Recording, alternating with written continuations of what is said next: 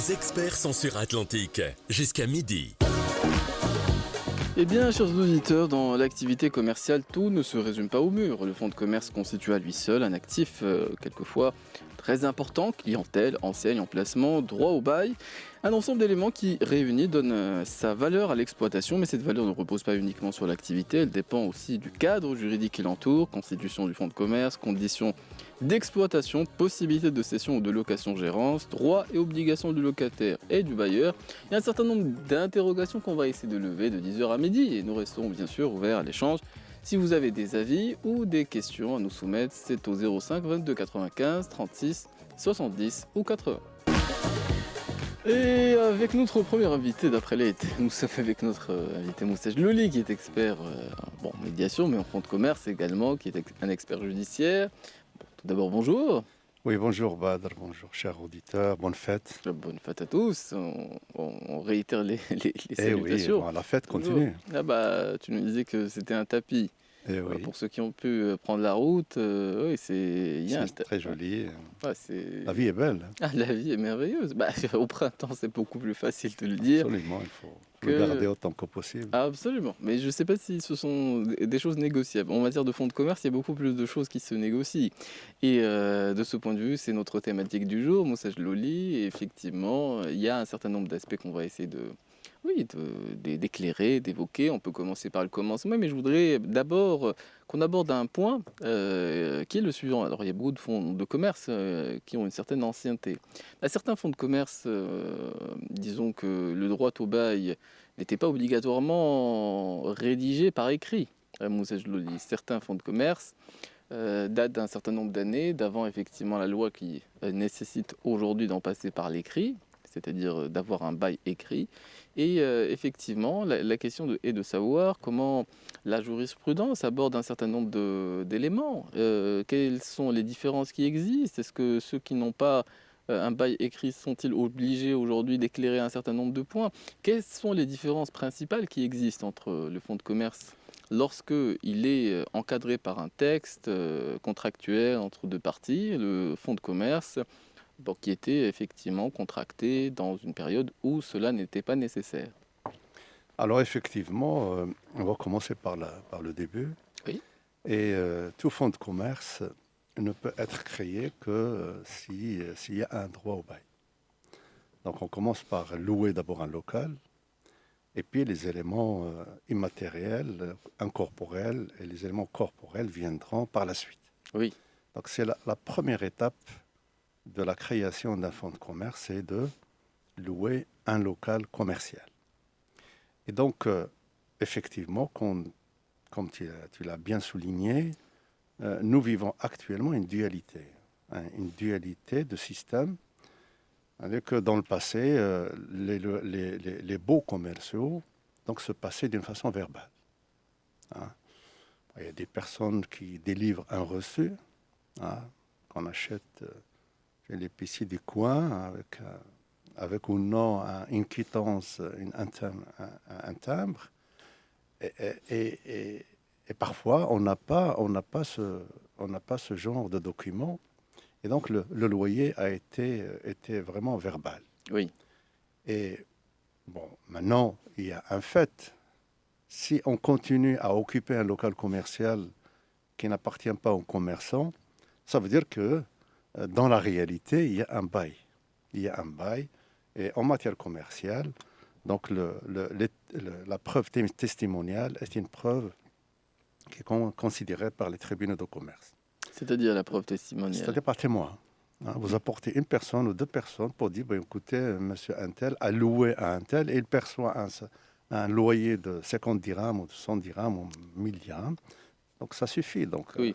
ça suffit. C'est drôle, Oui. parce que plus le loyer est faible, plus la valeur du fonds de commerce est élevée. Tout à fait. Ça, c'était notre paire de manches. Oui. Donc les choses ont évolué avec le temps. Oui. Et puis, à un moment donné, il fallait quand même structurer cette relation, sécuriser cette relation entre le propriétaire des murs et propriétaire du fonds de commerce. Donc, d'où la loi 49-16, qui est arrivée, je crois, en 2022. 22. 2022. Oui, c'est pas si ancien.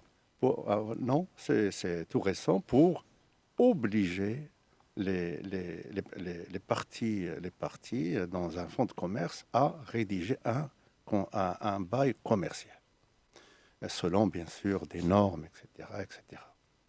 Donc aujourd'hui, normalement, on doit shifter vers l'écrit. Oui. Et si le propriétaire des murs se refuse de passer à l'écrit, on n'a pas d'autre choix que de nous adresser au tribunal de commerce Donc, compétent oui, oui. pour, Mais là, c'est très intéressant. Alors, pour obtenir un jugement. mais dans la pratique, beaucoup de ceux qui effectivement exploitent un fonds de commerce, en ont la gestion, qui ont, avant cette loi, pendant 30, parfois pendant 40 ans, exploité un certain local, après l'adoption de la loi, ou plutôt après l'entrée en vigueur de la loi, ne sont pas nécessairement allés voir le propriétaire des murs pour lui soumettre un contrat de bail en bonne et due forme, pour lui dire il faut se conformer à la loi, Moussa Jlouli.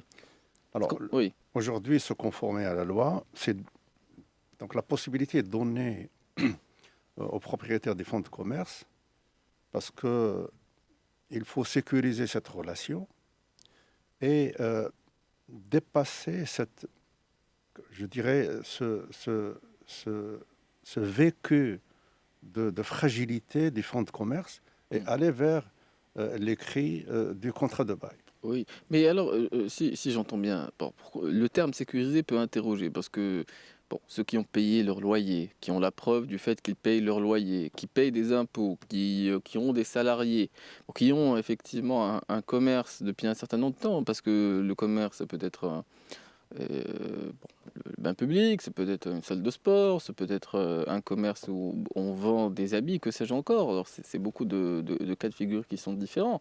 Alors qu'est-ce que ça veut dire sécuriser? Est-ce que aujourd'hui ces personnes-là ne sont pas sécurisées si elles ne, Non, si elles ne vont pas voir effectivement le propriétaire des murs pour lui dire il y a une loi, il faut aujourd'hui qu'on en passe par un écrit ou un contrat spécifiant un certain nombre d'éléments? non, d'abord, Oui. le principe général, c'est que toutes les lois ne sont pas rétroactives. Ah. C'est-à-dire, la loi qui est sortie en 2022 2022 n'est pas applicable sur des relations contractuelles de 1900 ou 1800. Oui, bon. Donc, nous continuons à gérer les deux dimensions, hein. Cette dualité continue à exister, surtout dans les petits commerces. Oui, Mais dans les commerces moyens et les commerces relativement structurés, nous avons toujours des personnes qui payent par chèque, par exemple. Et le paiement par chèque, c'est une preuve. C'est une preuve. Donc, vous avez une écriture comptable, vous avez un relevé de compte bancaire, comme quoi le propriétaire a bien touché, reçu ses a loyers. bien reçu un loyer, et donc il fait foi. Oui. Il Alors, fait foi. si j'entends bien, l'aspect sécurisation du fonds de commerce, c'est le fait pour le propriétaire du fonds de commerce ou celui qui en a la gestion d'avoir la traçabilité ou la preuve tout simplement du paiement des loyers Tout à fait. au profit du propriétaire des murs. Alors aujourd'hui, pour parler concrètement, nous Oui. avons des cas dans les fonds de commerce. Il y a des locaux qui sont loués le loyer est très bas. Oui. Le loyer est très bas. Et donc, il y a une certaine envie de récupérer les locaux qui sont loués anciennement, etc. Mhm. Et donc, il y a une procédure qui se déclenche pour faire évacuer Ah ben. le... Là, on va rentrer dans le dur. Voilà. C'est effectivement ce qui interroge. Alors, quand on a un contrat, est-ce qu'on est plus protégé ou moins Voilà. protégé? Il y a un certain nombre d'aspects qu'on va essayer d'éclairer par rapport à ce point précis. Mais un auditeur qui nous a contacté super. en ce début d'émission, et il n'est jamais trop tôt pour soumettre bon ses signe, questions. alors. Il n'est jamais trop tôt, en tout cas, pour. On a toujours plus de temps au début qu'à la fin, Tout à par fait, définition. tout à fait. Si c'est avec nous. On m'a dit qu'il nous appelle de Casablanca. Je vous cède la parole, si Younes. Oui. Bonjour à vous. Bonjour. Effectivement, j'appelle de Casablanca et j'avais une question sur le fonds de commerce. En fait, quelle est la logique que le fonds de commerce existe lorsque on est dans un établissement qui n'a pas vocation à recevoir du public? Alors, quand il y a un commerce, voilà, on vend, on achète, bon, je comprends qu'il y ait un fonds de commerce qui soit lié au local, hein, un magasin ou quelque chose de ce genre-là. Mais une société qui loue un étage pour des bureaux qui n'ont pas vocation à recevoir du public de l'extérieur, bien sûr, il y aura toujours quelques déplacements, mais voilà, c'est pas la même C'est pas le même vocation, trafic. on va dire. Oui. Voilà, c'est pas la même pratique. Alors, est-ce que, bon, déjà, vous confirmez, je suppose qu'il y a un fonds de commerce aussi lié à cette location, et si c'est le cas, quelle en est la raison d'être quelque part, la logique? Oui, de quel point de vue, si vous permettez, si Younes, parce que si on est copropriétaire, qu'on voit qu'il y a beaucoup trop de trafic dans son appartement ou à un certain étage, on se dit, bon, est-ce que c'est Non, bien ça peut être normal? un immeuble de, Oui, ça peut être un immeuble de bureau, oui. mais quand vous avez une société, mais la société, bon, n'a pas vocation à recevoir. C'est des sociétés de bureaux, Mhm. dans le sens où c'est pas, il y a pas les personnes ne viennent pas acheter quelque chose tout le temps. Mhm. Le travail, il est fait plus, je dirais, à distance, des commandes reçues, livrées, ce genre de choses, des études, des études qu'on fait pour le compte d'autrui. Vous voyez, des sondages, ce genre de choses, quoi. Oui. Alors, oui, moi aussi je le lis. Très bien. Oui, bonjour, c'est Younes. Moi, si j'ai bien compris, il s'agit d'une prestation de service. Ben, quand vous parlez de bureau, c'est toujours un local commercial. À partir du moment, on ne peut pas parler d'un fonds de commerce en l'absence de l'élément clé, la clientèle. Alors maintenant, les clients peuvent venir au cabinet, au bureau, pour, je ne sais pas, prendre du conseil, pour commanditer une étude de marché, etc., etc., ou vous allez les voir pour effectuer cette prestation de service. Dans tous les cas de figure, vous avez un chiffre d'affaires. Et qui dit chiffre d'affaires, dit clientèle. Donc, à partir de là, on peut parler de fonds de commerce. Et donc, tous les éléments qui définissent le fonds de commerce, donc vous avez une adresse, un siège social, vous avez un identifiant fiscal, vous avez un certain nombre d'éléments qui font que l'existence d'un fonds de commerce. Bon, maintenant, je ne sais pas si vous êtes propriétaire des fonds de commerce ou propriétaire des murs. Donc maintenant, il faut choisir son camp pour qu'on puisse un petit peu Allez, répondre à votre question, pour oui. voir un petit Oui, peu oui. votre Alors, motivation. Oui, si. je suis propriétaire du mur, par exemple, Oui. et je loue à une petite société de conseil Oui. qui fait des conseils en formation, Oui. avec des interventions auprès de De la clients, vous voyez, clientèle. de clientèle. Voilà, À on va faire l'extérieur. des formations à l'extérieur. Voilà, on Mhm. reçoit très rarement cette société Oui. ou cette PME reçoit très rarement il n'y a pas de locaux prévus les locaux ne sont pas dimensionnés pour Oui. recevoir voilà des formations à l'intérieur, Mhm. voilà. Et donc la question c'est est-ce que cette société peut prétendre, je dirais, à un dédommagement au titre du fonds de commerce si jamais je Vous demande à souhaitez rayer le récupérer mur. Le local. voilà. Mhm. Voilà. La réponse est oui. Et la raison, et ma question, c'est quelle en est la logique? Parce que quand il y a vraiment les gens qui repèrent un magasin, qui viennent acheter, donc là, on peut dire qu'il y a de la clientèle, Mhm. effectivement, qui connaît ou la renommée ou la réputation du local, elle attire les clients. Ça, c'est logique. Mais quand il y a, voilà, c'est voilà, quelques personnes qui vont prospecter des entreprises pour vendre leurs prestations. Je veux dire, c'est vrai, c'est quasiment juste vraiment une sorte de domiciliation quelque part, mais Oui. c'est un vrai siège social, mais c'est vraiment juste de la domiciliation, pas vraiment de. Donc Non, quelle est la oui. logique pour dire qu'il y a un fonds de commerce? Mais je Alors, comprends tout à fait la question pour une raison très simple, c'est que bon, une personne, en tout cas une société qui fournit ce type de prestations, peu importe son adresse, les clients qui la connaissent ou qui connaissent la qualité des formations ou des études qu'elle produit, ne s'embarrassent pas de l'adresse effectivement de cette société ou de l'adresse dans Tout laquelle à elle fait. est domiciliée. Est-ce que Exact. pour la justice, en cas de procédure d'éviction, on va considérer que il faut tout simplement dédommager en fonction des éléments qu'on peut éclairer d'ailleurs. Moi aussi, je oui, le dis. le point de vue du juge commercial, Mhm, en cas d'éviction d'un commerçant d'un local, qu'il soit au mhm. rez-de-chaussée ou en étage, le raisonnement est le même. Le raisonnement est le même. À partir du moment où il y a la notion de clientèle, bon, au-delà de la clientèle, vous avez un nom commercial, la société qui fournit ce genre de prestations de services. Vous avez un siège social.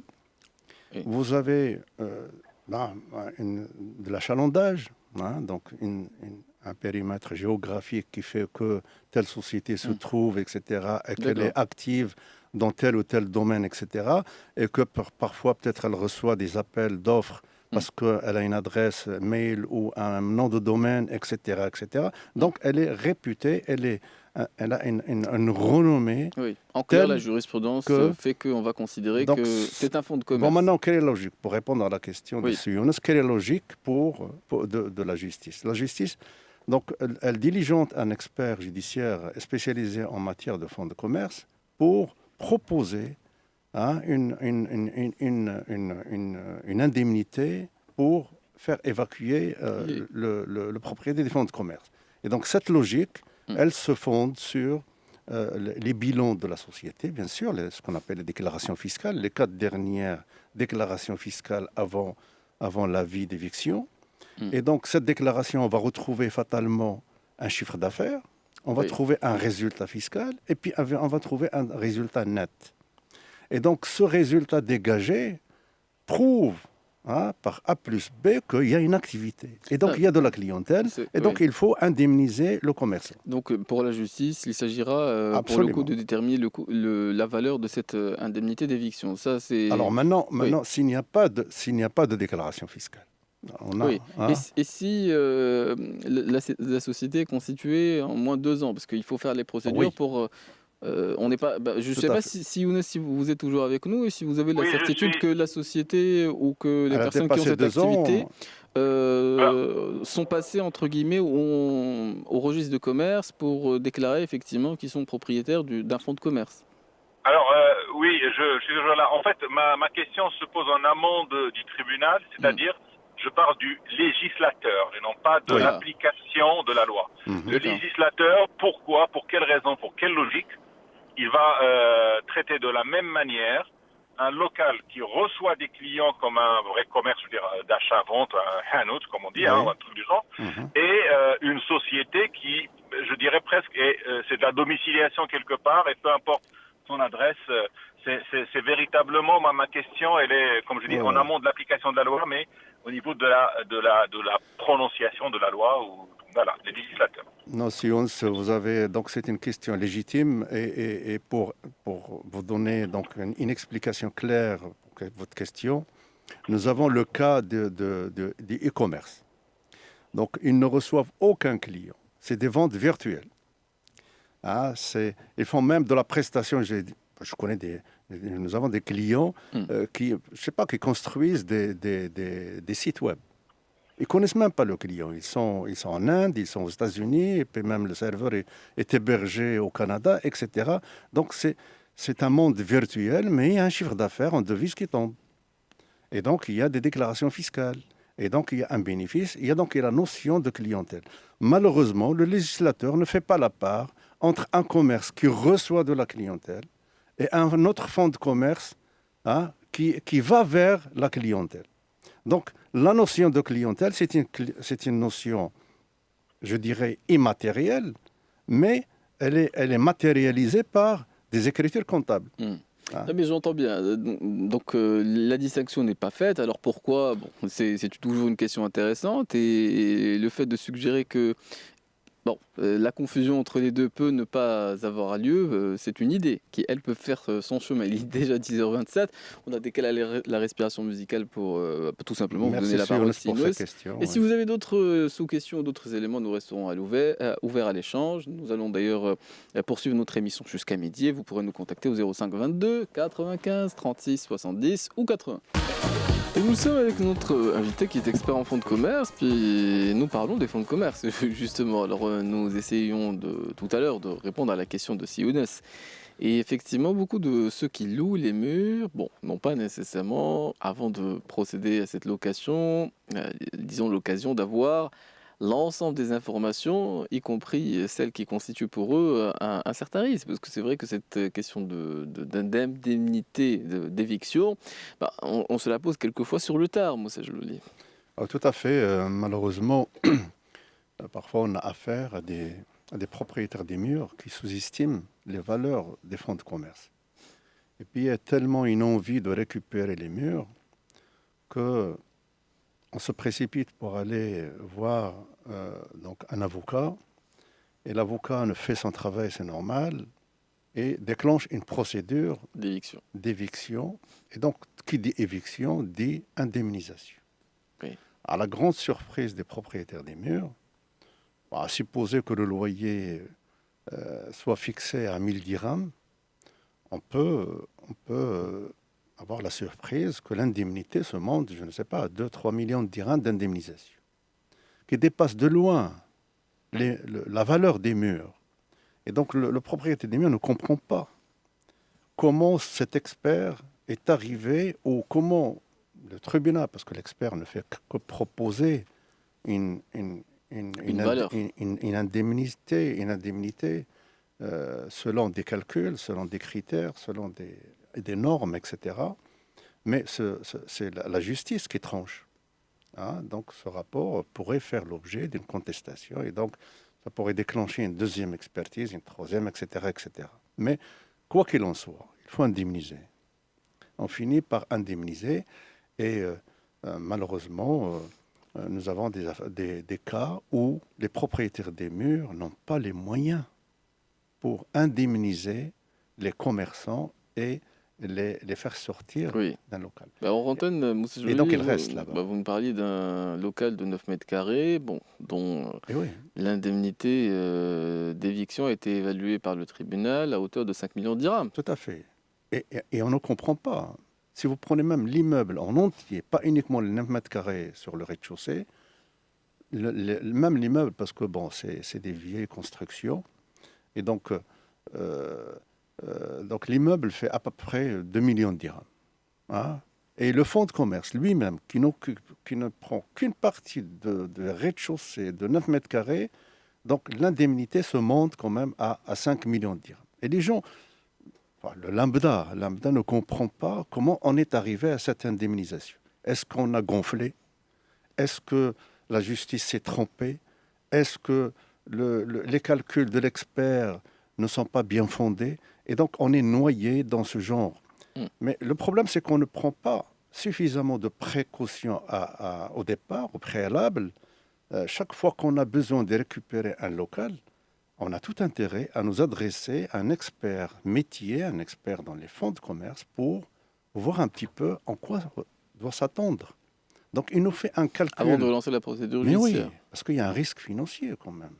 Il y a un risque de procédure. Mais généralement... Ça ne sert à rien de déclencher une procédure et on est débouté. Bien sûr. Non, mais des fois, le résultat peut nous paraître ahurissant. Mais seulement dans un cas similaire à celui qu'on vient d'exposer, effectivement, pour celui qui est propriétaire de murs, la raison la plus classique, entre guillemets, Moussa Joly, c'est les loyers sont devenus beaucoup plus intéressants. Alors, si je lance une procédure d'éviction, il y a un montant que je suis prêt à payer. Et par la suite, je fais un calcul économique en me disant que si la valeur des loyers aujourd'hui est beaucoup plus intéressante, je récupère, entre guillemets, ma mise.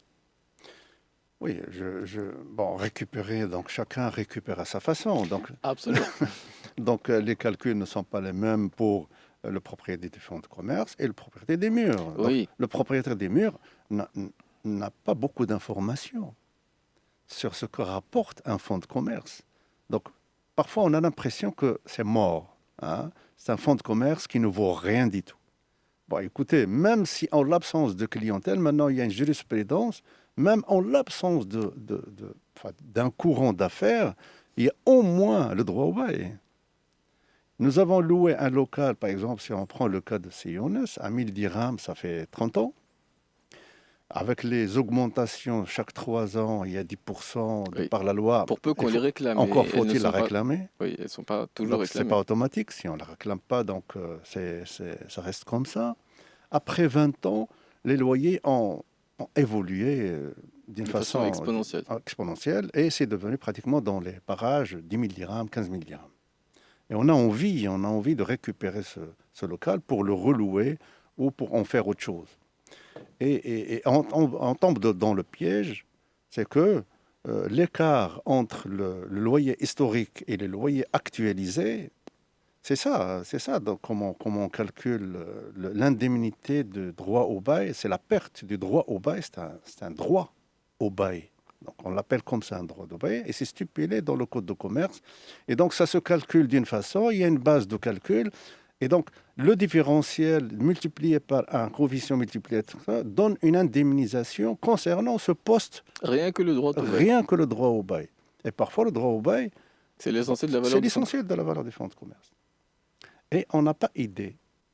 Donc, d'où je recommande à toute personne qui souhaiterait récupérer les murs pour une raison ou pour une autre, D'essayer d'évaluer. voilà, d'essayer d'évaluer à l'avance pour ne pas aller dans l'aventure. Oui, mais Moussa Joulili, il y a aussi un autre aspect qui est sous-jacent dans la question de Siounès qui nous a soumise dans ce début d'émission. Même si, je rappelle à tous ceux qui nous écoutent, vous pourrez, si vous avez d'autres aspects sur lesquels vous avez besoin peut-être d'éclairage ou de retour, vous pourrez nous contacter jusqu'à midi au 05 22 95 36 70 ou 80.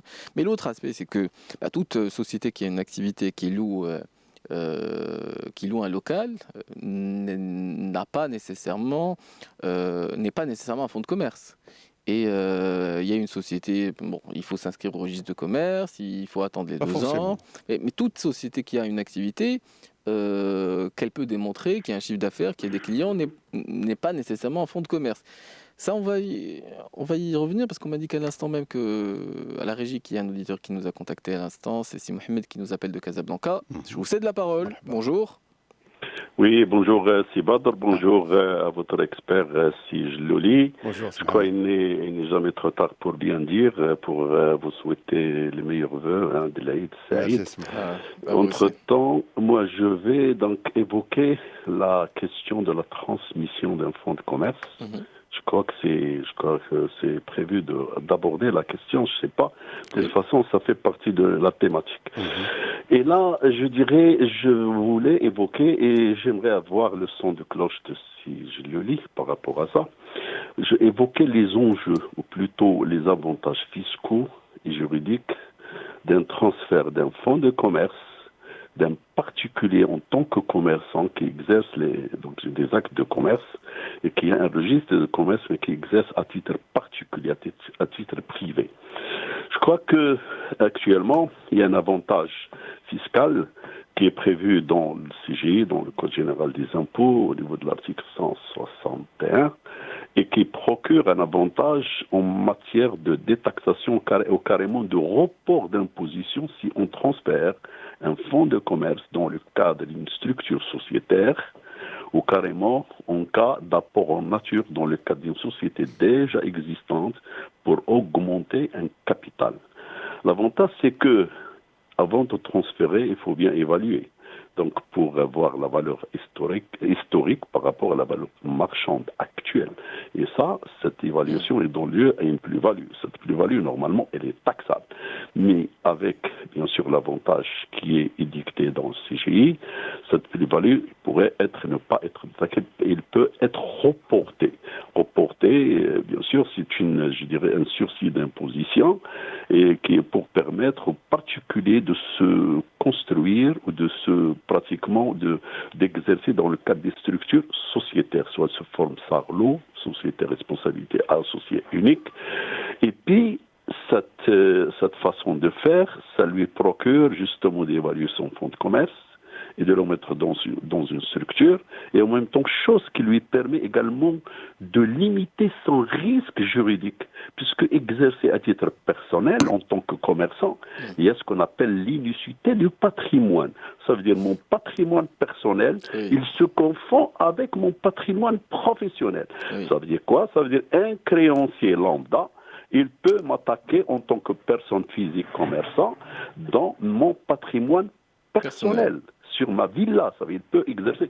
Par contre, dans le cas d'une structure sociétaire comme Sarlo, mais pas SNC, hein. SNC, c'est toujours pratiquement les risques, il est illimité, puisque ça reste toujours un commerçant, donc il est poursuivi, il sera épinglé. Mais dans le cadre, par exemple, d'une SAS, d'un Sarlo, ou une SASU, société donc par action simplifiée associée unique, ou société à responsabilité associée unique, ça lui permet de distinguer son patrimoine personnel par rapport à son patrimoine professionnel, et sa mise, il sera limité, pratiquement son risque sera limité à sa mise dans le cadre de la société sous forme d'apport d'un fonds de commerce qui sera réévalué et en même temps introduit dans la nouvelle société, et lui en contrepartie aura des parts sociales en rémunération justement de son fonds de commerce. Je dirais, je crois que ça existe, mais généralement, donc les gens ne communiquent pas dessus beaucoup, alors qu'il présente beaucoup d'avantages. C'est la structuration des affaires et en même temps de lever des fonds, pourquoi pas, puisque c'est une structure sociétaire, donc quelque part, la personne il peut même accéder au financement, puisqu'il aura des bilans, il aura diffusion, reddition justement des États et tout ça. Donc, je dirais, ça présente des avantages. Et ça, c'est grâce, bien sûr, à l'existence d'un fonds de commerce. D'une part, et je voulais également évoquer la question d'un fonds de commerce, pas d'un fonds de commerce, mais de l'exercice d'une activité commerciale dans un mall. Là, ça pose problème. Et là, j'aimerais bien donc laisser donc la parole à Sidi Douli pour nous éclairer là-dessus, puisque peut-être il n'y a pas de fonds de commerce, c'est le propriétaire du mall qui en est propriétaire. Donc, quelque part, donc même ça pose problème de financement, puisqu'on ne peut pas mentir fonds de commerce, puisque le fonds de commerce, il appartient pratiquement au propriétaire du mall. Et là, donc, voilà, c'est mon intervention qui est limitée, et je vous remercie par rapport justement à la thématique et par rapport à l'échange fructueux, donc par rapport à la thématique qui demeure très, très, très intéressante. Mais c'est nous qui vous remercions, c'est Mohamed. Alors, il y avait deux aspects. D'abord, les malls, mais d'abord la transmission en fonction de la structure ou sociétaire ou propriété au nom de la personne physique. Moussa Jlouli. Oui, bonjour, c'est Mohamed. Bonne fête à toi et à toute la famille. Bon, écoute, il y a deux questions. Il y a de quoi meubler au moins 3 ou 4 émissions. Oui. On va essayer de faire court, mais d'être plus concis pour nos chers auditeurs, pour qu'ils comprennent un petit peu. Bon, on revient à la définition pour répondre à la première question de la transmission. Bon, la définition d'un fonds de commerce, c'est un bien meuble.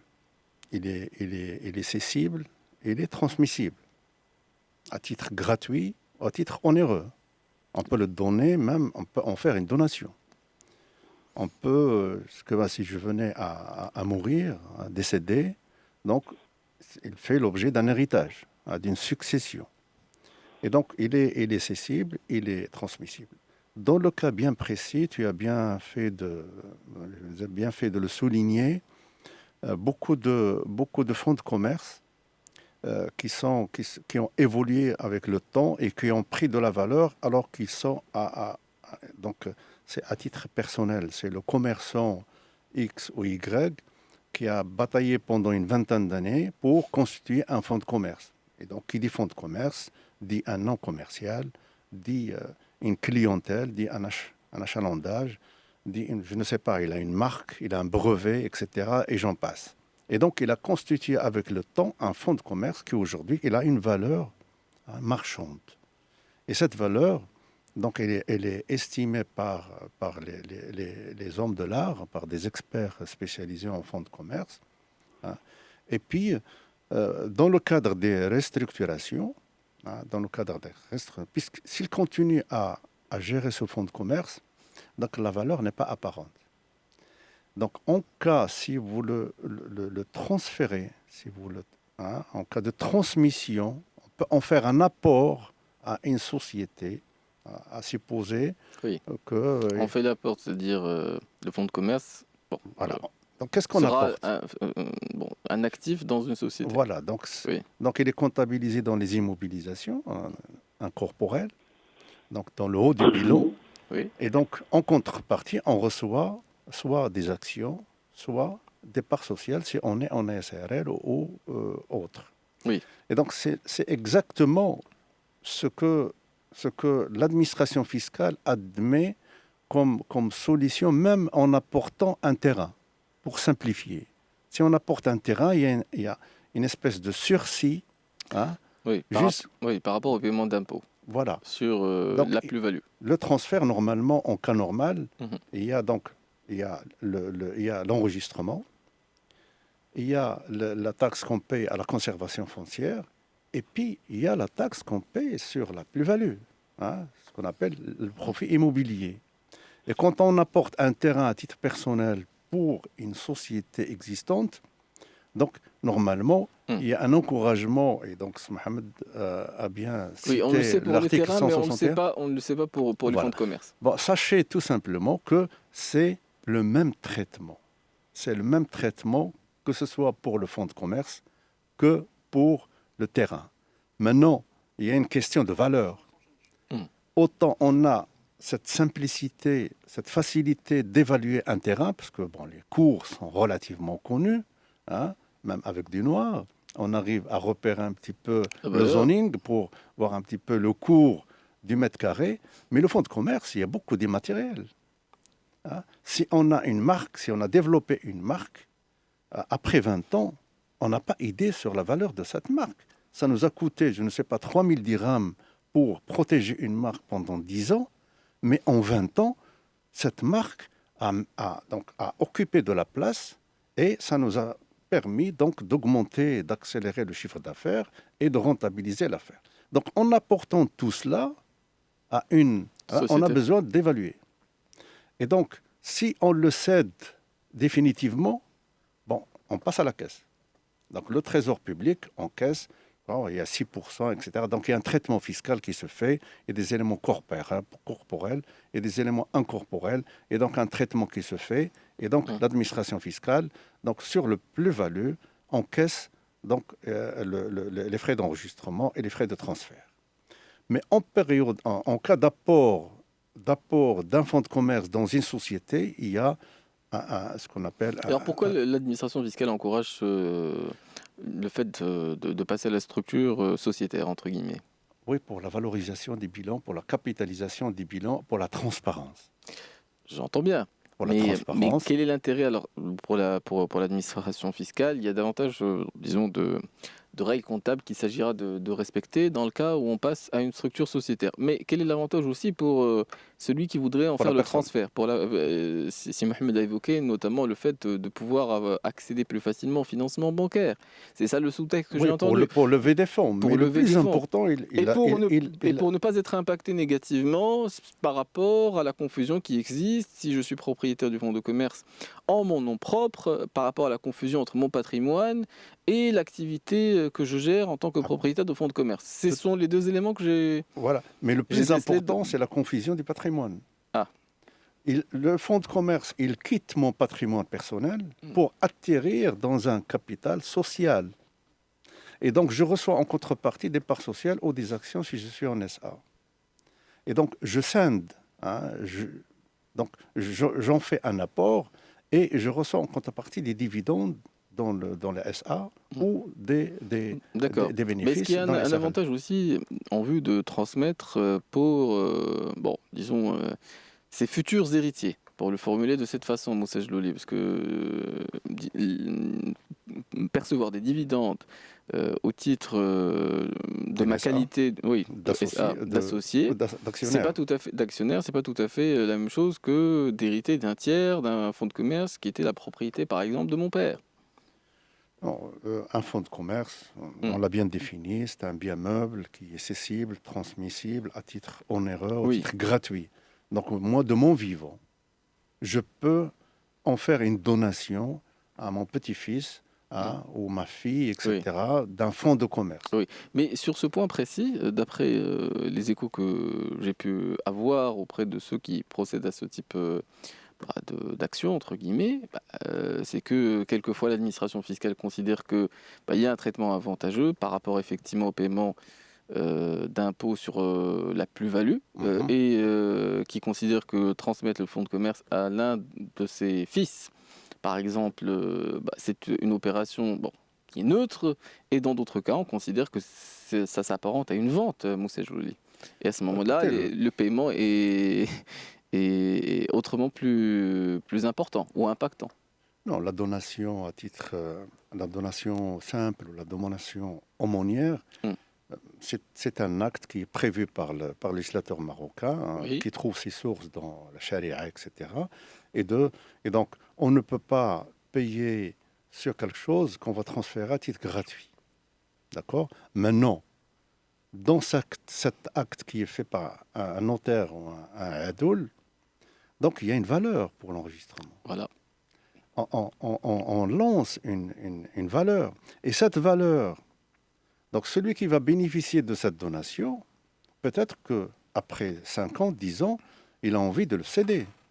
Et donc, au moment de la cession, on revient à la valeur déclarée et on calcule donc l'écart et avec un calcul d'actualisation pour que l'administration ne soit pas lésée dans cette opération de donation. Bien qu'une émission puisse être apparentée à un fonds de commerce, il n'y a pas de droit de cession. On va céder simplement la parole. On va céder la parole et la place même. La place, elle a occupé sa place. C'est Zineb Judi qui nous a rejoint à l'instant. On se retrouve par conséquent pour la suite de notre émission des experts qui se poursuit jusqu'à midi. Et nous prenons du service, puisque nous sommes ce matin avec Moussa Chloui, nous parlons des fonds de commerce. Il y avait une question qui restait en suspens. C'est tout à fait. Sur les molles. La moitié de la question. La moitié de la question, mais on va y revenir parce qu'il y a un auditeur qui patiente au standard. C'est désagréable d'attendre. Donc on m'a dit qu'on nous appelle de Fès. Sissaïd plutôt est avec nous à l'antenne. Bonjour.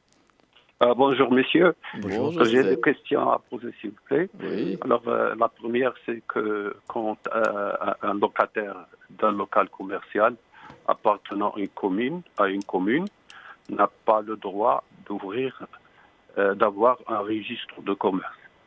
Ça c'est la première question. Et la deuxième question c'est la fragilité des fonds de commerce donnés en nantissement comme garantie aux banques. Alors, il s'est avéré qu'il y a des personnes qui ont 2, 3, 4 registres de commerce. C'est des personnes, une personne morale. Alors, à chaque fois, il peut se permettre d'avoir des crédits auprès de plusieurs banques en donnant comme garantie, uniquement un local. Ah oui. Alors plusieurs banques ont en garantie le même fonds de commerce. Le même fonds de commerce, la même adresse. Oui, la même adresse, d'accord. Je laisse à M. Jloli de me répondre. Merci beaucoup. C'est nous qui vous remercions, Sissaïd. Sabahir, Sissaïd. Bonjour les auditeurs de Fès et régions, etc. Oui. J'y viens. Oui. Voilà, donc il y a deux volets de la question. Il y a les fonds de commerce qui sont les commerces qui sont installés dans des domaines, je dirais, communaux. C'est la commune qui construit des locaux commerciaux et qui les mettent à location.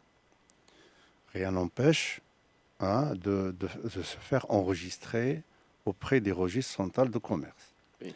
Alors maintenant, de par la loi 49/16, donc les malls et tout le domaine public, y compris le domaine communal, donc échappent à cette loi malheureusement, et que c'est considéré comme une occupation temporaire. Pas d'indemnité d'éviction. Pas d'indemnité d'éviction. En cas de volonté de la commune de récupérer simplement son local. Absolument. Oui. Mais est-ce que la commune peut permettre à certaines personnes de louer ce local et du jour au lendemain décider sans prévenir de les récupérer? De par mon expérience, c'est des choses qui arrivent très rarement. Donc le souci de la commune, c'est de créer une activité dans une région. C'est de créer un courant d'affaires pour créer, c'est beaucoup plus social qu'autre chose. C'est de mettre un boulanger dans un quartier où il n'y a pas de boulanger, c'est de mettre un cordonnier, c'est de mettre un mécanicien je ne sais pas, de bicyclette, etc., pour créer un petit peu, pour répondre aux besoins des citoyens. C'est ça le principe, je dirais, la motivation principale d'un président d'une commune qui se respecte. Alors maintenant, il n'y a aucune motivation qui fait que la commune va donc chasser quelqu'un de ce fonds de commerce. Il arrive parfois où la commune change, je dirais, de stratégie, de politique d'implantation des commerces. Elle veut démolir, par exemple, pour en faire, je ne sais pas, un marché aux légumes, un marché aux poissons, ou en faire une autre activité sportive, ou un espace vert. Et donc, chaque fois qu'il y a une redéfinition de l'orientation communale, donc il y a une décision qui tombe. Et donc, malheureusement, les commerçants qui exercent une activité, même s'ils ont beaucoup de clientèle, ne sont pas indemnisés. Ça, c'est la première question. La deuxième question, effectivement, c'est Saïd a mis le doigt sur le mal. Il y a le côté de nantissement du fonds de commerce. C'est vrai, c'est un cas qui pose problème. Il y a des personnes qui lèvent beaucoup d'argent en nantissant les fonds de commerce auprès des établissements de financement de crédit. Alors maintenant, il appartient à la banque d'apprécier le risque. Normalement, moi, je suis dans un local commercial, j'ai un fonds de commerce, donc je le fais évaluer par un expert et je vais voir mon banquier pour lever, je ne sais pas, 1 million de dirhams. Alors, ce banquier, il est le gardien des dépôts des autres. Donc, il gère un risque financier. Donc, il n'a pas d'autre choix que de faire la visite et de voir un petit peu, est-ce que d'abord ce fonds de commerce existe là où c'est indiqué dans les documents. Donc, il fait la visite et puis il a un œil quand même d'expert en matière de financement. Mais comment il peut savoir que la personne n'a pas demandé un financement se prévalant des mêmes documents auprès des autres institutions bancaires? C'est une bonne question. Une bonne question. Normalement, quand banque accorde une somme d'argent à titre de prêt ou à titre de facilité de caisse ou à titre de prêt d'investissement, de fonctionnement, eh ben, il y a des documents qui sont signés par le commerçant. Et donc, dans ces documents, le commerçant s'engage ou donne l'autorisation à la banque de faire enregistrer donc le crédit dans le registre commercial, le registre de commerce. Comme ça, il apparaît. Donc, il apparaît. Oui, mais ce que nous dit Saïd, c'est qu'il n'apparaît pas toujours, puisqu'il y a certaines personnes qui peuvent se prévaloir du même fonds de commerce pour lever des financements auprès de plusieurs institutions financières. Écoute, ce sont des cas très isolés. Franchement, vraiment, c'est de l'excroquerie. Moi, j'ai un fonds de commerce et je vais voir 4 établissements bancaires le même jour. Et je vais demander, puisque, il y a un engagement quand même qui se fait. Le premier établissement bancaire, il va me faire signer un document que j'ai un nantissement du premier rang. Et donc, le deuxième établissement, je ne vais pas quand même, ça devient pénal. On va me faire signer que, voilà, je présente un registre de commerce vierge. Et donc, on va me demander un nantissement du fonds de commerce en premier rang. Et donc, je ne vais pas m'amuser à signer 4 documents auprès de 4 établissements bancaires le même jour, premier rang. Et donc, je vais tomber dans le pénal, donc plein pic. Ce sont des cas très isolés, donc on reste quand même sur la bonne foi. Oui. Il y a des commerçants qui ont besoin d'argent. Non, mais j'entends bien, mais je me demande de quel point de vue se place Saïd qui nous a posé cette question-là. Parce que si des personnes assument ce risque pénal, c'est leur affaire. Si je suis une institution financière, c'est-à-dire une banque, j'essaie de limiter le risque. Donc dans les 2 cas de figure, où je n'ai pas bien évalué ce risque-là, ou je laisse simplement la personne assumer tout simplement l'embarras où elle se met effectivement à endosser ou plutôt à supporter un risque pénal. S'il Maintenant, si Saïd, s'il veut bien nous éclairer, oui. Et ce nantissement, est-ce qu'il ne porte pas sur un local loué auprès d'une commune? Et là, c'est l'affaire du banquier. Donc le banquier, il demande quand même un contrat de bail. Et dans ce contrat de bail, bon, s'il n'est pas averti, s'il n'est pas formé, etc., s'il n'est pas au courant que le fonds de commerce ne peut pas, etc., Donc il n'y a pas de nantissement possible parce qu'il court un risque énorme. Sur un commerçant qui loue son local auprès d'une commune. Et oui, en cas de perte du fonds de commerce, bon, le banquier ne pige que dalle. Hein, il ne tire vraiment rien du tout. Hein, sauf s'il a une caution personnelle auprès des commerçants, donc il peut le poursuivre dans ses biens personnels. J'espère qu'on a répondu à vos questions, si Saïd, mais je ne sais pas si vous voulez revenir à la charge, si vous êtes toujours avec nous à l'antenne. Oui, pour les malls, je crois qu'il y a une petite sortie, c'est que il peut transmettre le local à quelqu'un qui loue auprès de la société du mall. Il peut céder 99% sur le local qu'il loue auprès du mall. Ça, et pour le reste, c'est ce que je viens de dire concernant les multiples registres de commerce et fonds de commerce. Ça existe, c'est pour ça que j'ai posé la question. Très bien. Donc, j'espère qu'on a répondu à l'essentiel de vos questions. Merci pour vos questions. C'est bien. C'est nous on vous remercie, Saïd. Ça me permet aussi de préciser que nous restons aussi ouverts à vos avis, à d'autres questions. Si vous souhaitez prendre la parole, c'est au 05 22 95 36 70 ou 80. On y vient au mall. Oui, on y vient au mall. Bon, est-ce que d'abord la sortie dont vient de parler Saïd est effective ou parce que je n'ai pas bien saisi la porte de sortie que vient de suggérer Saïd pour les commerçants qui exercent. Donc il nous a rappelé le mall. Oui, il nous a rappelé effectivement cette question suspendue d'El Mohamed de Casablanca. Effectivement, la loi 49-16 donc exclut toute indemnisation en cas d'éviction les commerces qui sont situés dans les malls, même s'ils ont un registre de commerce, même s'ils sont patentés, même s'ils ont un identifiant fiscal, même s'ils ont de l'argent. Parce que le législateur, à tort ou à raison, considère que la clientèle qui vient au mall, c'est la clientèle qui lui appartient. Oui.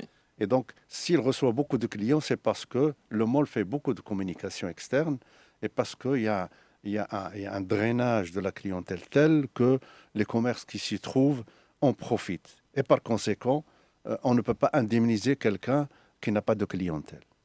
Donc, s'il veut vraiment être indemnisé, il n'a qu'à sortir du mall pour s'établir à titre individuel et créer sa propre clientèle. Et donc, en cas d'éviction, il sera indemnisé. Malheureusement, c'est un loupé. J'espère, il y a beaucoup de casses. J'espère que le législateur, dans les prochains amendements, rattrape un petit peu ce coche parce que les commerçants, surtout les investisseurs étrangers qui s'installent dans notre pays, ils ne sont pas au fait d'autant qu'il y a parfois le paiement de pas de porte. Ça, c'est une autre paire de pinces. Oui. Imaginons, j'encaisse un pas de porte et je souhaite récupérer le mur. On n'appelle même pas de porte, on appelle un ticket d'entrée. Oui, je paye ce ticket d'entrée au bout d'un an. Il est cher. Oui. Et au bout d'un an, le propriétaire des murs me dit... Et c'est la raison pour laquelle, aujourd'hui, vous avez des malls pratiquement vides. Donc, et les gens se passent le mot. Et puis, ce n'est pas... il n'y a pas de sécurité, stabilité, etc. Et et c'est pas rentable. Et au moment où on veut quitter, on veut récupérer la mise, ce n'est pas possible. Ce n'est pas possible. Oui. Et ce que fait, on perd doublement. D'un point de vue contractuel, on ne peut pas se prémunir de ce fléau. Parce que peut-être que ceux qui nous écoutent n'ont pas saisi précisément ce cas de figure, Moussa Jlouli. Alors, on apporte quand même une précision de taille. Quelqu'un qui est dans une activité de parfum, donc une activité de parfumerie, donc il veut quand même booster son chiffre d'affaires. Et en faisant une étude, il s'est dit, écoute, Moi, je tourne, je ne sais pas, à 100 000 dirhams par mois de chiffre d'affaires. Si je loue un local, même s'il est cher dans un mall, je multiplie mon chiffre d'affaires par 10. C'est un calcul. Eh ben, je paie un droit d'entrée, je paie un loyer relativement cher, sachant que je n'ai pas un droit au bail. Je n'ai pas la notion de fonds de commerce. C'est un calcul à faire. Bon, maintenant, il peut tester si son activité génère suffisamment de trésorerie. Donc, il peut tester, ça peut marcher comme ça ne peut pas marcher. Mais 9 chances sur 10, ça ne marche pas. Ça ne marche pas. Et vers la fin, il y a beaucoup de catastrophes. Il y a même les loyers qui ne sont plus payés parce que, bon, on n'arrive pas à joindre les deux bouts, etc. Il y a un problème de trésorerie. Et, bon, même les fournisseurs ne sont pas payés. Oui. Et par rapport à ce fameux ticket d'entrée, parce que souvent, bon, le commerçant ou celui qui veut développer, qui a déjà une activité qui souhaite l'étendre dans d'autres quartiers ou dans d'autres villes, se dit, alors on va aller vite en besogne si je loue un local commercial et que je paye ce ticket d'entrée, que j'essaye, entre guillemets, de le mettre, de l'afficher ou d'un point de vue contractuel, ça me permet d'avoir rapidement la qualité de commerçant. Moussa Jlouli, de propriétaire de fonds de commerce, parce qu'il faut un certain temps pour constituer un fonds de commerce. Et ça, bon, parce que les auditeurs nous ont très rapidement soumis tes questions, on a enjambé cet aspect-là, la constitution d'un fonds de commerce. Alors, bon, ce qui se passe très souvent dans cet aspect de mall et de grande surface, d'une façon générale, même dans les aéroports, il y a des zones franches, etc. Donc, c'est le même topo. On a même des box de loueurs automobiles qui sont logés dans l'enceinte des aéroports. Bon, on ne peut pas dire qu'ils ont, même s'ils reçoivent des passagers qu'ils transforment en clients pour leur louer des voitures.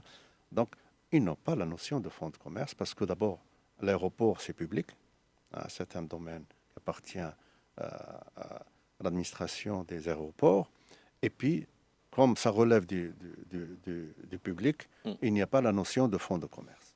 Il n'y a pas la notion de fonds de commerce. Ce qui se passe très souvent dans ce cas de figure, c'est que les marques ou les commerçants sont connus ailleurs. Et ils marquent une présence dans un mall. C'est juste pour la présence. Ce n'est pas pour gagner de l'argent. Ils savent que... Il y a du trafic, oui. Il y a du trafic et c'est pour la communication institutionnelle. C'est pour dire que nous sommes présents dans tel ou tel mall et ça fait du prestige. Ça fait du prestige, surtout dans le marketing de luxe.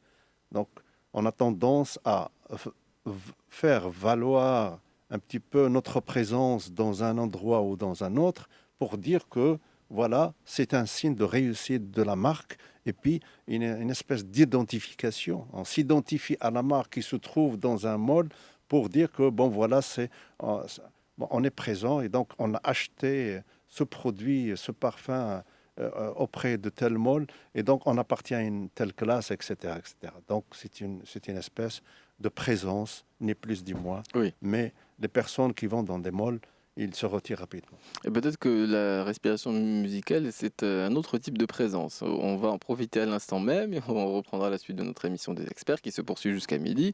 Et je rappelle toujours, si vous avez des questions sur les fonds de commerce, n'hésitez pas à les faire entendre ou à nous contacter au standard au 05 22 95 36 70 ou 80. Et nous reprenons la suite de notre émission des experts. Ce matin, nous sommes avec Moussa Jlouli, qui est expert en fonds de commerce. Nous parlons des fonds de commerce et les fonds de commerce, on peut les louer, on peut les vendre. Ils sont cessibles, nous disait... Transmissibles. Transmissibles, Moussa Jlouli. Et de ce point de vue, quand on parle de location de fonds de commerce, on va bien entendu aborder la gérance libre. Avant d'y venir, juste un aspect que je souhaitais que nous abordions, puisqu'il est conséquent à ce que nous disaient les auditeurs sur effectivement un certain nombre de questionnements sur les procédures d'éviction. Un certain nombre de comportements de propriétaires de fonds de commerce peut faire en sorte que le propriétaire des murs puisse ne pas avoir à payer cette fameuse indemnité d'éviction. Alors des fois on parle de changement d'activité, non-paiement des loyers. Quels sont les éléments qui font que le propriétaire des murs est en droit de les récupérer sans pour autant passer par justement le paiement de cette fameuse indemnité d'éviction? Alors, je crois que tout est prévu par la loi 49.16. Donc, le premier motif qui vient à l'esprit, c'est celui des changements d'activité. Bon, pourquoi le législateur a imposé l'écrit? Parce que le premier jour, au moment de la conclusion d'un contrat, le propriétaire des murs et celui du fonds de commerce donc, se mettent d'accord sur une activité. Je ne sais pas, l'habillement, la bonneterie, un glacier, que sais-je. Et donc, au moment, les quartiers peuvent changer d'activité. Les quartiers donc, évoluent d'une façon ou d'une autre. Ça dépend, on n'a pas de règles. Avec le temps, donc, il n'y a que le changement qui dure, disait Peter Drucker.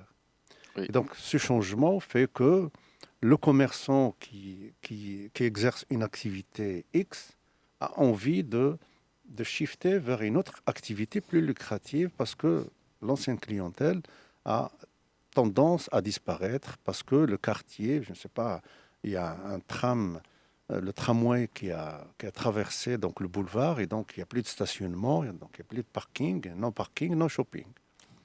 C'est ça la règle. Et donc, on perd de la clientèle. L'ennemi, c'est les rues piétonnes, l'ennemi de beaucoup de... Voilà. Ah, oui. Et donc, ce changement, etc., bon, il y a un préjudice, il y a toutes des procédures pour réparation de préjudice auprès du tribunal administratif, etc. Mais là, c'est une autre paire de manches. Et donc, ce changement d'activité, il y a un risque d'être évacué d'un local commercial sans indemnité. Bien sûr, il y a des mesures, donc je dirais, à observer. Il y a un préavis.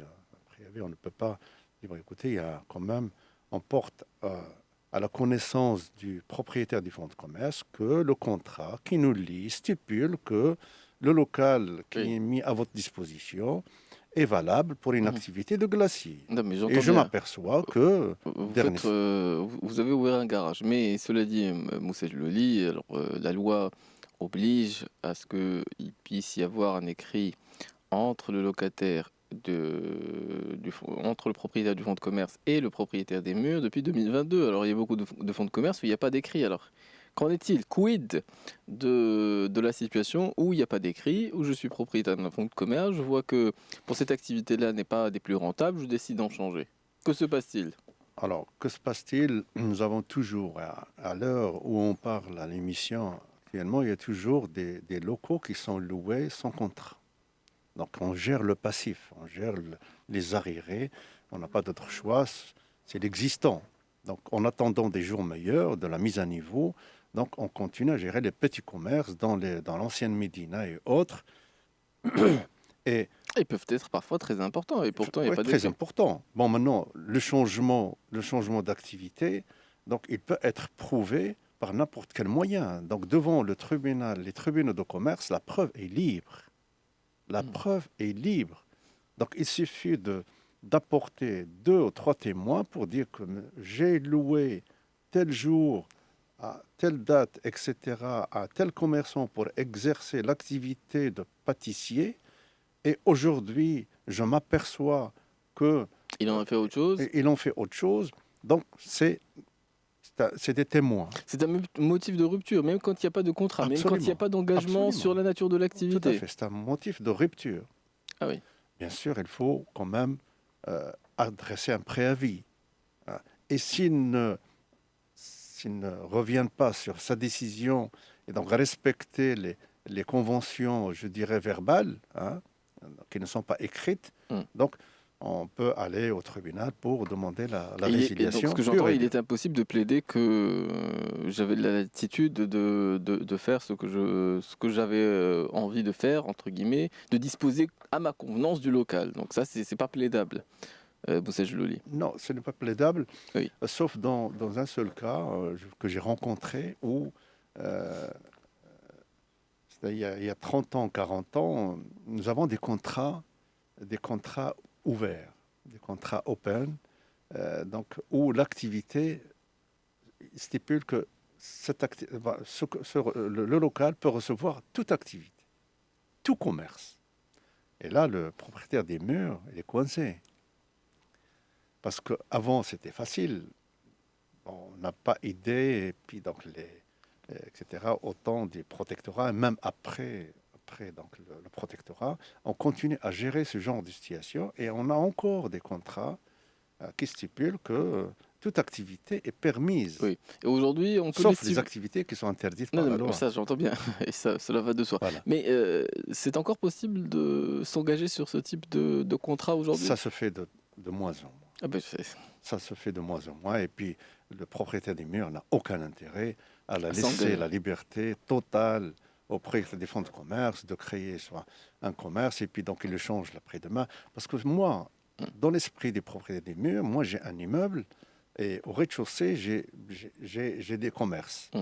J'ai envie, pour valoriser mon immeuble, j'ai envie que l'activité d'en bas ait une supérette. Pour que les propriétaires, les locataires de l'immeuble se servent. Et donc, ça fait valoriser l'immeuble. Oui. Maintenant, si vous changez d'activité, une activité nocturne, bon, on a moins envie d'acheter. Voilà. Ça, c'est certain. Voilà, donc c'est activité nocturne, nuisible, etc. Oui. Donc, c'est ce genre de précaution. Aujourd'hui, ce n'est plus possible de trouver des contrats généralistes. De cette nature. Alors, passons à la gérance libre, parce que c'est un aspect aussi qui n'est pas nécessairement des plus exploités. Lorsqu'on est propriétaire de fonds de commerce, généralement on a la gestion, mais il peut arriver dans la vie que nous puissions être contraints, soit par l'âge, soit par la volonté tout simplement de faire autre chose et de louer, entre guillemets, ce fonds de commerce, Moussa Jlouli. Tout à fait, tu as bien raison de poser cette question. Et ça va dans le même sens. On a défini le fonds de commerce comme étant un bien meuble, donc transmissible et cessible, mais on a oublié de dire qu'il pourrait être mis à location. Donc, en plus de ces deux éléments, c'est un bien, donc c'est une propriété, et donc cette propriété pourrait être louée momentanément, bien sûr, à un autre commerçant qui va continuer à exercer la même activité, sans changement d'activité, pendant une durée conventionnelle. Et donc, c'est un contrat. C'est un contrat qui lie pas le propriétaire des murs avec le gérant libre ou le gérant loueur, mais qui lie le propriétaire du fonds de commerce qui l'a constitué pendant des années. Maintenant, peut-être qu'il est fatigué, peut-être qu'il a trouvé autre chose à faire, peut-être qu'il en fait une activité principale, donc créer un fonds de commerce et le donner en gérance libre. Et donc, il le donne à location pendant, je ne sais pas, 3 ans, 4 ans, 5 ans, 6 ans, 10 ans. Et donc, c'est stipulé dans le contrat. Donc, il préfère toucher des redevances. Maintenant, on parle de redevances, on ne parle pas de loyer, parce que le loyer est versé au propriétaire des murs. Et les redevances sont payées aux propriétaires du fonds de commerce. Et donc, ce contrat, aujourd'hui, il a des particularités. Donc, il est limité dans le temps. Il n'y a pas d'indemnité d'éviction si on veut mettre fin au contrat. Donc, à terme de ce contrat, si on convient d'un contrat de gérance libre de 3 ans, donc, une fois on a consommé les 3 ans, il n'y a pas d'indemnité parce que le législateur considère que la clientèle appartient au propriétaire du fonds de commerce. Et donc, le gérant libre, il n'est là que provisoirement. Et que pour faire tourner l'activité. Pour faire tourner l'activité. Et il n'a pas à se casser la tête. Il a déjà une clientèle constituée. Il n'a qu'à garder le même standing, le même standard, la même activité, le même accueil pour continuer à encaisser, etc. Alors, quels sont les garanties? Maintenant, il y a des litiges. Ah, mais il y a des litiges, mais ça, c'est certain. Il y a beaucoup de conflits.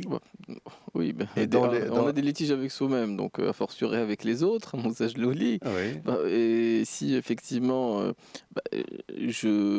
j'examine cette possibilité-là, parce que le propriétaire du fonds de commerce n'examine cette possibilité-là que s'il y a une lassitude, s'il y a un intérêt, peu importe les raisons. Mais si j'examine cette cette option-là. Bon, j'imagine, si je me mets à la place d'un propriétaire de fonds de commerce, je souhaite mettre le maximum de garanties de mon côté. Par exemple, même quand on est par exemple dans la restauration, je souhaite garder les standards que j'ai pu établir, garder certaines habitudes qui font que mon fonds de commerce, il a, disons, le succès qu'il a actuellement. Donc, est-ce que ce sont des éléments dans lesquels on peut rentrer dans le détail d'un point de vue contractuel, Moussa Jlouli? Oui, d'un point de vue contractuel, moi je voudrais lancer un appel et faire des recommandations à celles et ceux qui souhaiteraient demain mettre à location libre des fonds de commerce. Donc n'oubliez pas deux choses à faire dans un premier temps. Si vous mettez à location libre, donc le contrat, normalement, c'est en 4 exemplaires. 4 exemplaires. Donc, un exemplaire pour le gérant libre, un exemplaire pour le propriétaire du fonds de commerce et 2 exemplaires à remettre. Un exemplaire avec accusé de réception à la CNSS, et je vais dire pourquoi, et un autre exemplaire à la DGI, aux impôts. Pourquoi la CNSS? Vous allez me dire, écoutez, de quoi je me mêle? Oui, la CNSS, parce que quand vous donnez à location libre à un fonds de commerce, une personne, vous pouvez le louer avec le personnel. Oui.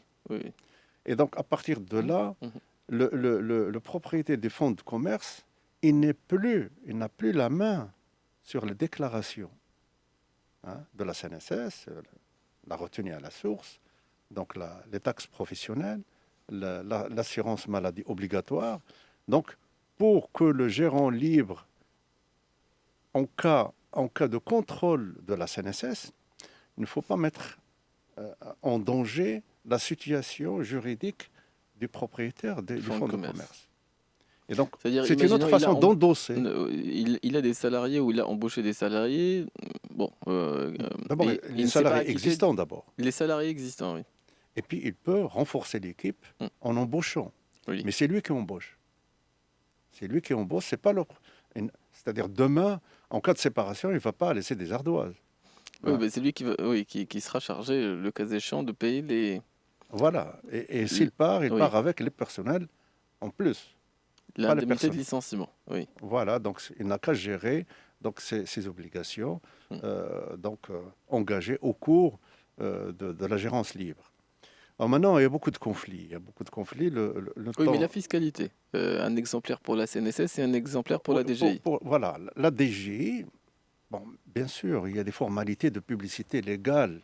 Quand on met à gérance libre un fonds de commerce, on porte à la connaissance de tout le monde, à travers la presse, à travers le bulletin officiel, que ce local est donné à monsieur untel ou à la société untel pour le gérer librement pendant la durée untel. Oui. Et que le contrat stipule que. Mais, parfois, on ne fait pas attention. On ne fait pas attention. Toujours, mis à part quelques personnes, peut-être dont vous faites partie, personne ne lit n'a pour livre de chevet le bulletin officiel. Oui, mais personne n'est censé ignorer la loi. Oui. La loi. Maintenant, c'est une formalité qui m'oblige, en tant que propriétaire du fonds de commerce et en tant que propriétaire, gérant libre. D'accord ? Il faut observer cette formalité. Maintenant, la DGI, c'est un mal nécessaire. Donc, il faut lui déposer un contrat pour que l'inspecteur du secteur sache que il y a un changement dans le local qui porte le numéro 59 dans la rue untel et qu'en cas de contrôle fiscal, moi je ne vais pas contrôler le propriétaire du fonds de commerce, je vais contrôler le gérant libre. Je vais faire un contrôle et puis voilà. Donc ce genre de transparence, ce genre de précaution, c'est extrêmement important vis-à-vis du fisc et vis-à-vis de la CNSS. Oui. Alors sur ces sages conseils, on va avoir l'occasion de les méditer parce qu'il y a la respiration musicale qu'on a un peu enjambée puisqu'on avance sur notre temps. Il est déjà 11h53. Il nous reste une dernière séquence d'émission et je rappelle bien sûr que nous restons ouverts à l'échange. Si vous voulez prendre la parole ou poser des questions, c'est au 05 22 95 36 70 ou 80. Et nous sommes avec notre invité Moussa Jlouli. Nous avons à peine le temps de partager un mot sur effectivement l'aspect conflictuel et de ce point de vue, les tribunaux sont engorgés par ce type de conflits qui existent des fois entre le propriétaire du mur et le propriétaire du fonds de commerce. Alors, oui, justement, rapidement, puisque le temps nous bouscule, oui. Et on va placer juste un mot que les fonds de commerce, d'une façon générale, font l'objet de conflits et de litiges considérables entre propriétaires des murs, propriétaires des fonds de commerce, gérants libres, je ne sais pas, héritiers, successeurs, associés. Et donc, les litiges sont multiples. Bon, j'ai envie de lancer un appel à tous les propriétaires de fonds de commerce, des murs, etc., qu'aujourd'hui, l'article 13 de l'organisation judiciaire du Royaume permet aux juges rapporteurs des tribunaux de commerce de renvoyer les personnes en conflit dans ce genre de situation à la médiation, à la conciliation. Et donc, vous avez deux voies, ou aller voir le tribunal qui va vous renvoyer vers des modes amiables, ou vous allez les choisir vous-même dans le contrat, ou même après la naissance d'un litige, vous pouvez faire un compromis de médiation ou de conciliation pour régler d'une façon amiable. Et nous, on va essayer d'éviter le litige en évitant les retards, puisque Ahmed Eloua nous a rejoint à l'instant même. Zineb Judi également, elle nous présente le journal d'information Langue-Arabe. Voilà. Et je vous remercie pour votre présence et on se retrouve demain pour d'autres thématiques des experts. Allez. Les experts sur Atlantique Radio.